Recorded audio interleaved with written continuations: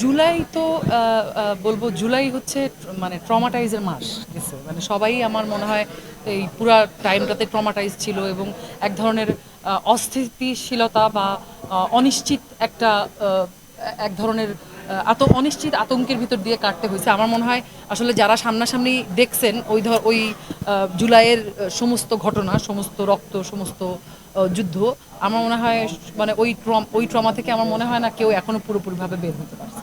আচ্ছা আপু, জানতে চাচ্ছি যে অবসর সময়টা আসলে কিভাবে কাটে? অবসর সময়ে যখন আমরা সময় পাই তখন আমরা বেশিরভাগ মানুষই চেষ্টা করি, বা আমরা শিল্পীরা বা আমি চেষ্টা করি, আমি সবার সবার হয়ে প্রতিনিধি হয়ে কথা না বলি, আমি চেষ্টা করি যে পরিবারের সবাইকে সময় দেওয়া, মানে পরিবারের সবাই মিলে কিছু করা বা বাসায়ই থাকা বা সবাই মিলে কোথাও যাওয়া, মানে পরিবারের মানুষজনদেরকে নিয়ে থাকা।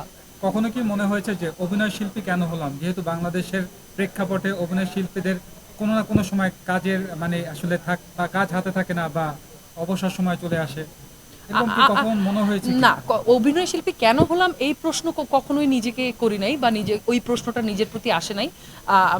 বরং আমি বলতে চাই যে আমি আমি খুবই proud, I am very proud of my self, এবং আমি খুবই কৃতজ্ঞ, আমি খুবই গ্রেটফুল প্রথমে আমার সৃষ্টিকর্তার কাছে এবং আমার পরিবারের কাছে, যারা আসলে এই অভিনয় জগতে আসার জন্য আমাকে সাপোর্ট করেছিলেন। আমি তাদের কাছে কৃতজ্ঞ, কারণ এই যে আজকে আপনারা এতগুলো ক্যামেরা আমার সামনে, আমি যদি অভিনেত্রী না হতাম আপনারা তো আমাকে মানে পাত্তাই দিতেন না, সত্যি কথা। যদি আমি সাধারণ মানুষ হতাম আপনারা আমাকে পাত্তা দিতেন না। আমি খুবই সাধারণ একটা মানুষ এখনো পর্যন্ত।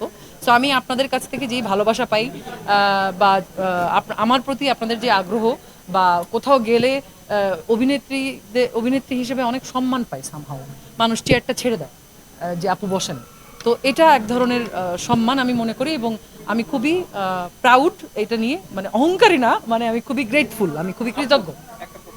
ধরেন ফেরদৌস ভাইয়ের কথা আপনি বললেন, উনি একজন নির্বাচিত সংসদ সদস্য, উনি আমাদের অনেক সিনিয়র একজন অভিনেতা এবং বাংলাদেশের প্রতিষ্ঠিত একজন নায়ক।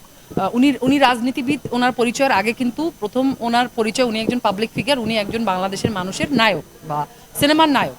সো ওনারা সরকারের সাথে সংশ্লিষ্ট থাকবেন, এটাই স্বাভাবিক, কারণ ওনার সরকারের নির্বাচনকৃত সদস্য।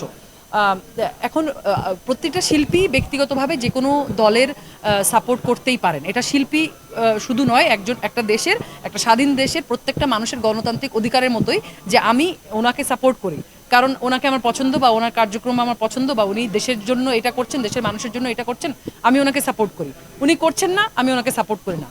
এখন ধরেন যেই মানুষটা বহুদিন ধরে একটা রাজনৈতিক দলের সাথে বা একটা রাজনৈতিক মতাদর্শের সাথে জড়িত, হুট করে এসেই তার একটা খারাপ দিক দেখে তারা ওইখান থেকে সরে আসবে কি আসবে না সেটা তাদের একান্তই ব্যক্তিগত সিদ্ধান্ত। কিন্তু সত্যকে সত্য, মিথ্যাকে মিথ্যা, আলোকে আলো এবং কালোকে কালো বলার শির দ্বারা আমাদের সবার থাকা উচিত। আমি শুধু এইটুকুই বলতে চাই।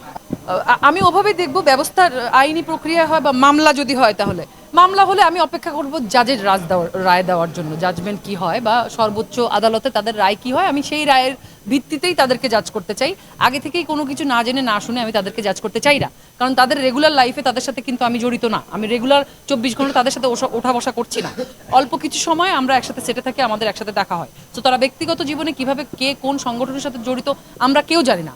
কিন্তু যেহেতু এটা অভিনয় শিল্পী সংঘ একটা সংগঠন, এটাতে তো আমরা সবাই একসাথে আছি, এইটা যেন কালিমা মুক্ত থাকে, এটাও একটা আমাদের প্রচেষ্টা। খুবই রাজনৈতিক প্রশ্ন। আমার রাজনীতিতে আসার সম্ভাবনা খুবই কম, কারণ সত্যি কথা বলতে এখনো কথা বলতে ভয় লাগে। মানে এখনো ওই মানে 2018-র পর ওই ট্রমাটাইজ হয়ে এখনো সব কথা ক্লিয়ারলি বলতে গেলে আটকায়, যে বলবো কি বলবো না, বলবো কি বলবো না। তো রাজনৈতিক বাংলাদেশে মানে ধরেন ওই যে গঠনতন্ত্র, রাজনৈতিক গঠনতন্ত্র যাই হোক না কেন, এক ধরনের নিজস্ব নিজেরাই এক ধরনের ইনফ্রাস্ট্রাকচার নিজেদের সুবিধার জন্য আমরা তৈরি করে ফেলি। সো বাংলাদেশের পলিটিক্স আমরা সবাই করি। পলিটিক্স আসলে আমরা যে চিন্তা করতে জানে সেও পলিটিক্স করে, কিন্তু মানে মানে পলিটিক্স কিসের জন্য, কার জন্য, বা মানে politics for what, power? No, আমি পাওয়ারের জন্য পলিটিক্স করতে চাই না, বা রাজনীতিতে পাওয়ারের জন্য আসার কোনো ইচ্ছা আমার নেই। যেহেতু আন্দোলনের মৌসুমে আমাকে কোথায় কোন আন্দোলনে দেখছেন? যেহেতু সব জায়গায় মানে দেশের প্রত্যেকটা সেক্টরে রিফরমেশন হচ্ছে, সেই সেই জন্য আমরাও এক ধরনের রিফরমেশন তো একটা প্রস্তাব, এটা তো আন্দোলন না। এটা আগে বোঝা উচিত সবার, রিফরমেশন কিন্তু একটা প্রস্তাব, এটা কোনো দাবি না, এটা কোনো আন্দোলন না, এটা একটা প্রস্তাব। আচ্ছা আপু, বিগত 2 মাস থেকে বৈষম্য লাভের শব্দটা অনেক বেশি শোনা যাচ্ছে। এখন পর্যন্ত অভিনয় শিল্পীদের মাঝে কি কি বৈষম্য আপনার চোখে পরিলক্ষিত হয়েছে? হ্যাঁ, আমি আমার কাজের ক্ষেত্রে বৈষম্যের শিকার হয়েছি বেশি, সবচেয়ে বিগত 5-6 বছর আমার হাইট নিয়ে বৈষম্যের শিকার হয়েছি, আরও অনেক কিছু নিয়ে বৈষম্যের শিকার হয়েছি।